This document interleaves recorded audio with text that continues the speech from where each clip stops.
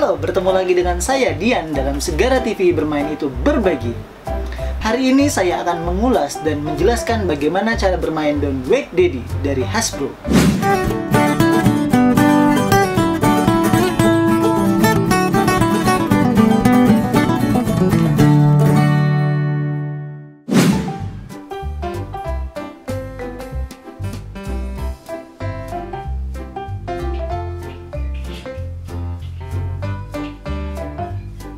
Pada tengah malam yang larut, kamu yang berada di tempat tidur merasa sangat kelaparan. Lalu, diam-diam kamu ke dapur menuju lemari es tempat di mana makanan berada.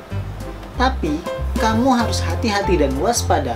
Setiap langkahmu berpotensi untuk membunyikan alarm dan membuat Daddy bangun. Jika Daddy terbangun, maka kamu akan disuruh kembali ke tempat tidur dan tetap kelaparan. Siapa saja yang pertama kali menuju lemari es, maka dialah pemenangnya. Don't Wake Daddy menggunakan mekanik spin and move. Artinya, setiap langkah kamu dalam permainan ini ditentukan oleh indikator yang ada pada spinner. Don't Wake Daddy bisa dimainkan 2 hingga 4 pemain dengan usia minimal 3 tahun dan durasi permainan 20 menit. Untuk mengetahui lebih detail tentang permainan ini, yuk kita ke meja.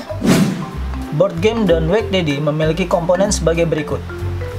1 board, 1 set tempat tidur, ada Daddy dan ada nightcap, 1 spinner, beberapa deck kartu, mover atau token, mover base, dan rulebook.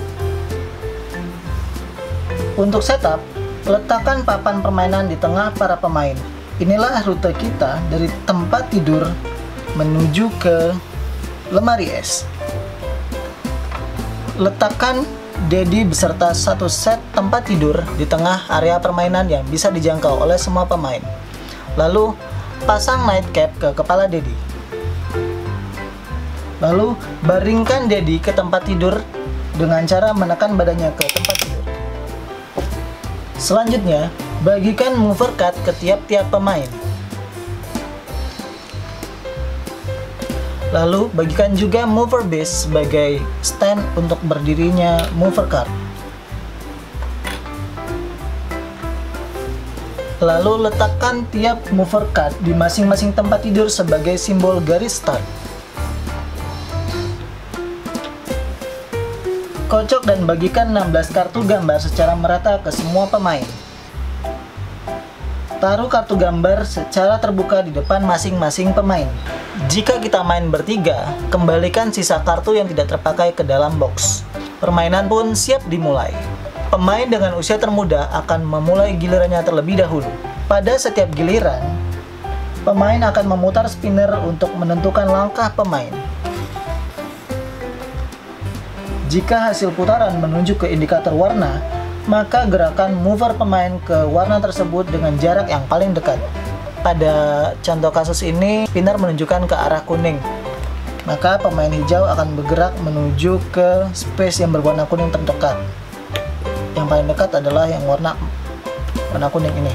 Jika hasil putaran menunjuk ke simbol bintang, maka gerakan mover pemain ke space di depan pemain yang berada paling depan.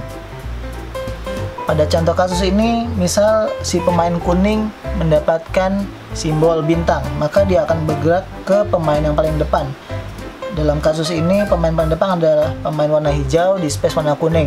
Pemain kuning akan berada di space warna hijau, 1 langkah di depan pemain paling depan. Aturan mendarat pada space di lintasan.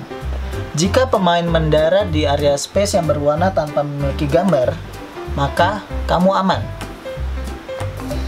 Jika kamu mendarat pada space warna dengan gambar, maka kamu harus melakukan beberapa action berikut. Pertama, kamu harus mengecek ketersediaan kartu gambar kamu. Jika kamu memiliki kartu gambar sesuai dengan gambar yang ada pada space kamu mendarat, maka kamu aman. Pada contoh kasus ini, pemain berwarna hijau, kita cek apakah dia memiliki kartu bergambar bayi. Di sini terlihat bahwa pemain berwarna hijau tidak memiliki space bergambar bayi. Maka dari itu, pemain hijau harus memencet alarm sebanyak indikator angka yang ada di sini. Pada contoh ini dia harus memencet 4 kali. Pemain hijau akan memencet sebanyak 4 kali. 1, 2, 3, 4. Lalu jika seandainya pemain hijau memiliki kartu bergambar bayi ini, maka dia tidak harus memencet alarm yang ada di samping Daddy. Dua kondisi yang akan terjadi saat kamu menekan alarm. Jika Daddy tidak terbangun, maka kamu aman dan giliran akan dilanjutkan pada pemain selanjutnya.